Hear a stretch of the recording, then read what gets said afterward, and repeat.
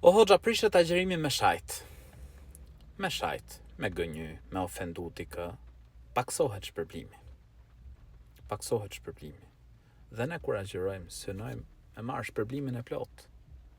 Në momentin që ti shan, paksohet shpërblimi. Por i gjithë ditën pa ngrënë, pa pirë, për çfarë? Me marrë shpërblim, me u afru tek Allahu i lartësuar.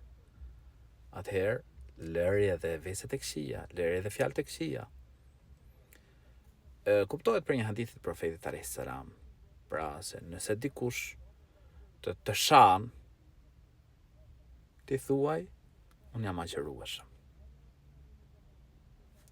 Pra, lëre gënjeshtrën, lëre sharjen, lëre ofendimin.